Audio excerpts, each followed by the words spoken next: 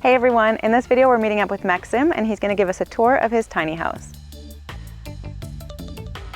He built this tiny house himself with the help of his girlfriend and family and friends. At 480 square feet, this tiny house is bigger than what you've typically seen on wheels, but it's still a lot smaller than a standard home. We're going to talk to Maxim about why he chose to design a tiny house this size and how he found a legal place to build it. We've toured a lot of tiny houses and we think they're really awesome and functional, especially for people who want to be able to move around a lot, or for single people or couples or small families who don't need as much space. But not everyone wants to live in such a tiny space. Not everyone wants to live on wheels. And tiny houses on wheels can also present different challenges, especially in a climate like ours where we have harsh winters. It can be difficult to insulate your water supply, for example. And it can be hard if you have a big family or if you're not able to access a loft, for example.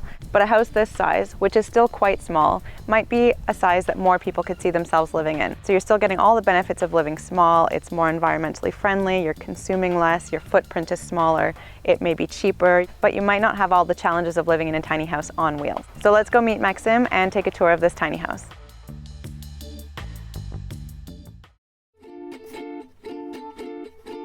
On habite dans la maison depuis 1 an, ma copine et moi, puis pour l'instant, vraiment on est comblés, on a tout ce qu'on a de besoin, c'est juste assez grand pour 2 personnes. Moi ce que je dis souvent c'est que c'est comme un chandail, tu sais, si t'as un chandail trop petit, ben tu vas te sentir serré, puis si t'as un chandail vraiment trop grand, ben t'en as vraiment trop par rapport à ce que t'as de besoin. Donc nous on a construit quelque chose qui est vraiment fait sur mesure pour nos besoins. On va commencer par le vestibule d'entrée.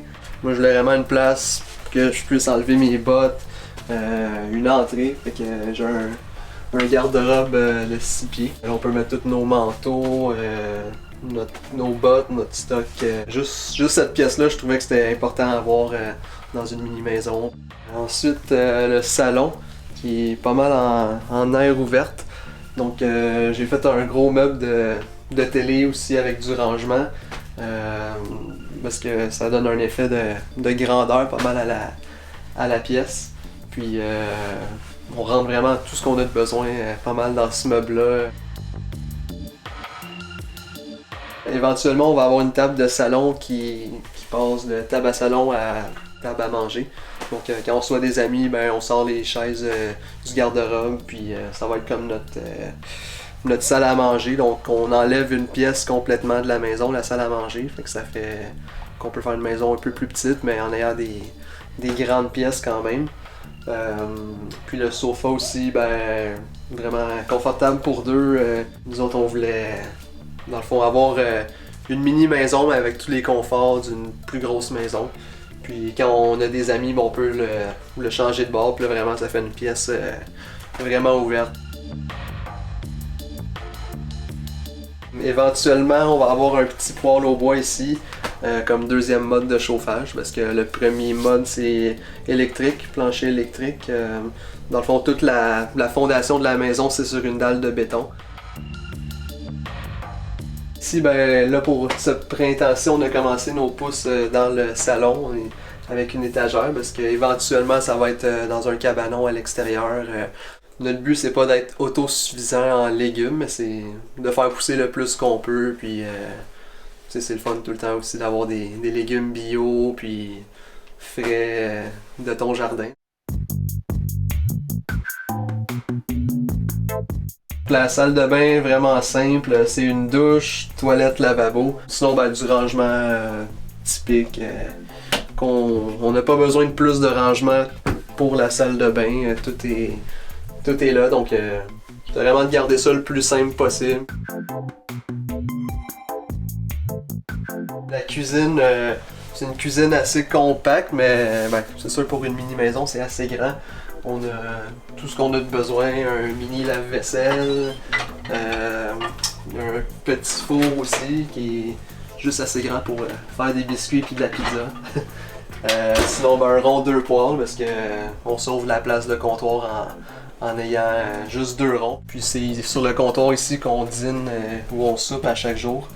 Donc comme tantôt j'ai expliqué la table de salon qu'on va monter, mais c'est des choses qui sont un peu fatigante, je dirais, dans des mini-maisons de tout le temps bouger des meubles. Donc, nous, on s'est dit, bon, on va manger tout le temps notre comptoir lunch. On est juste deux, donc ça va être parfait pour nous. Pour la chambre, ben, on a pas mal basé la chambre sur la grosseur du lit, parce qu'on voulait un lit queen. J'ai fait le plan pour qu'on ait juste assez d'espace chaque côté du lit pour avoir des tables de nuit, puis être quand même assez confortable. Le lit en tant que tel, c'est un lit Ikea, puis ça se monte au complet. Donc, on a pas mal de rangements en dessous de ça, tout notre linge d'hiver ou d'été, peu importe. Sinon, le garde-robe, ben, c'est un garde-robe de 10 pieds, donc pas mal ce qu'on peut retrouver dans une maison régulière. Donc, tout notre linge est là au complet. On a la laveuse sécheuse. Donc, la laveuse sécheuse, c'est une machine.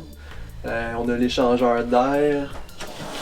Puis sinon, ben, une mini salle mécanique avec la pompe pour le puits, puis le chauffe-eau.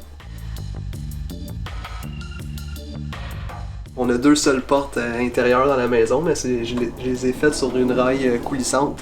Donc le premier avantage, c'est que ça prend pas mal moins de place qu'ouvrir une porte. Puis deuxièmement, ben, moi je trouve ça super beau comparativement à des portes normales. La maison, on l'a faite isolée plus que la norme de construction. Donc le plancher c'est R24, puis surtout à cause du plancher chauffant, c'est bien d'avoir une bonne isolation en dessous de la dalle. Les murs ça donne R32, c'est isolé avec de la laine de roche. Puis sinon le plafond c'est R60, de la cellulose. Toutes les fenêtres ben, sont au sud. Donc quand il fait soleil l'hiver, le soleil est plus bas, ça peut rentrer jusque dans le fond de la maison. Puis le chauffage n'est pas allumé, puis il peut faire 24 à l'intérieur. Sinon ben, les fenêtres sont triple verre, donc le soir la chaleur reste à l'intérieur. Puis super bien isolé, ça vaut la peine de mettre un petit peu plus de budget dans tout ce qui est plus technique dans la maison et non juste pour le visuel. La maison fait 24 par 20, donc 480 pieds carrés. Puis plus la terrasse dehors, ça peut équivaloir à 550 pieds carrés. Pour les plans de la maison, mais ça m'a pris environ 1 an à vraiment savoir exactement tous les aspects que je voulais dans la maison. Ensuite, j'ai fait ça sur Google SketchUp. J'ai amené le plan à un dessinateur qui m'a fait les plans pour que la ville accepte la maison. Puis ensuite, ben, on s'est mis à la construction, ma copine puis moi, mes parents sont venus m'aider, des amis aussi. Donc on a tout fait par nous-mêmes, sauf l'électricité, la plomberie dans la dalle, puis la dalle de béton. Donc tout le reste ça a été nous, mais en étant menuisier, c'est sûr que ça aide pas mal pour construire. On a un puits pour notre source d'eau. Puis on a une fosse septique, puis un champ d'épuration pour l'eau qui sort de la maison. Sinon l'électricité, ben, c'est avec Hydro-Québec, donc on n'a pas de panneaux solaires ou autre source d'électricité. Mais moi je pense que si tu as une petite maison puis que tes factures d'électricité sont pas super chères, ben ça peut pas valoir la peine d'avoir des panneaux solaires. Ça dépend vraiment de chaque maison. Pour l'instant, il reste juste des cabanons qu'on va faire à l'extérieur pour ranger nos équipements de sport parce qu'on fait pas mal de snowboard, de ski, vélo de montagne, surf. Donc ça, c'est toutes des choses qu'on peut mettre dehors. Les principaux défis qu'on a eu pour la maison, c'était en premier trouver le terrain pour faire la maison. Donc ici, ce qui est cool, c'est que c'est un projet que la ville a changé les règlements pour construire des mini-maisons. Donc on peut construire à partir de 350 pieds carrés. Puis ensuite, le seul autre défi, c'est que c'est sûr qu'on est un petit peu loin de la grande ville. Ben, on est à 1h15 de Montréal, mais sinon on est à 12 minutes de Sainte-Agathe où on peut avoir tout ce qu'on a besoin, les épiceries, etc. C'est sûr qu'on peut pas avoir les deux, donc faut faire un choix. Puis nous, à date, à part ces deux choses-là, on est super contents.